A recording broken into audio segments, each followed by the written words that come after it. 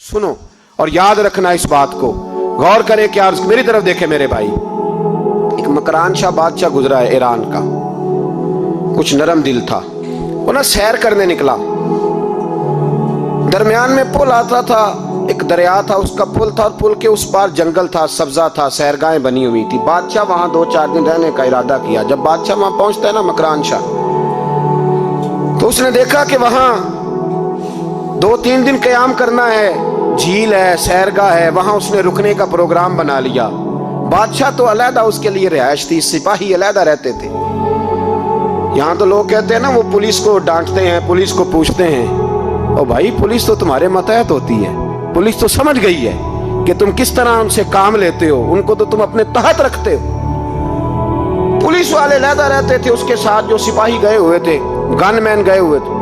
मकरान शाह सैर सपाटे पे रहता था। एक बूढ़ी औरत थी, उसकी एक गाय थी, वो जंगल के अंदर बूढ़ी रहती थी, गाय उसकी वहां चरती रहती थी। शाम को वो गाय घर लौटती, बूढ़ी दूध पी के सो जाती। सिपाही उस बूढ़ी के पास आए, कहने लगे तेरी गाय बड़ी सेहतमंद है, हमारे हाथ बेच दे। बूढ़ी ने कहा मेरे बुढ़ापे का सहारा है, उसका दूध पी के मैं जिंदा हूं, बेचूंगी नहीं। वही वाला काम जो हमारे मुल्क में होता है कि कीमत के साथ जमीन देनी है कि मुफ्त देनी है।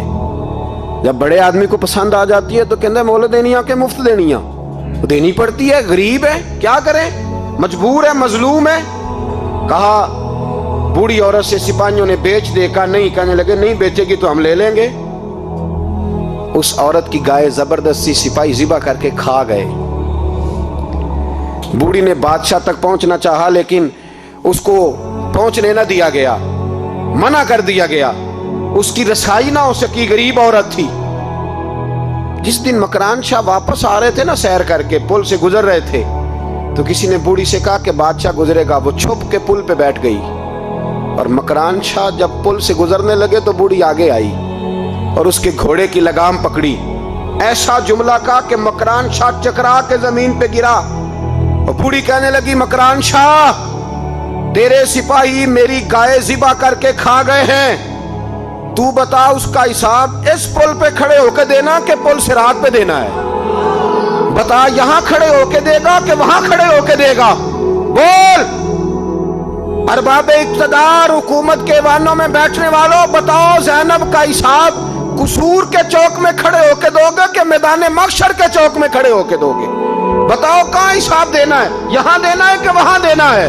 हिसाब तो बहरहाल तुम्हें देना है। इस कौम को उसका हिसाब तो, ज़ैनब का हिसाब तो देना है, देना पड़ेगा, दिया जाएगा, पूछा जाएगा। बताओ यहां देना है कि वहां देना है? देना तो पड़ेगा।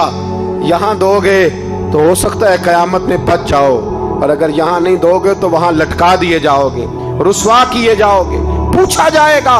मकरान शाह चकरा के गिरा जमीन पे और गिर के कहने लगा बीबी मैं वहां हिसाब नहीं दे सकता, दो देना यहीं ले ले, जो लेना यहीं ले ले, आ जाओ, आ जाओ, वक्त है, गुंजाइश है, मोहलत के दिनों में तौबा कर लो, पलट आओ, अल्लाह के हुजूर हाजिर हो जाओ। इस माशरे को सफाई की जरूरत पड़ गई है।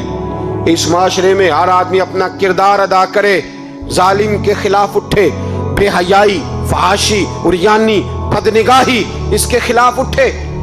हजरत अमीर मुआविया रदी अल्लाह ताला अन्हु अपने दौरे हुकूमत में बाहर निकले।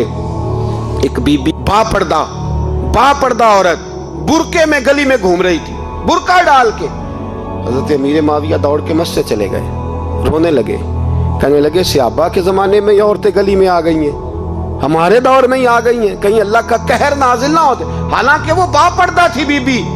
यहाँ तो बड़ी डटाई के साथ फ्रंट सीट पे बेपर्दा औरत को बिठाया।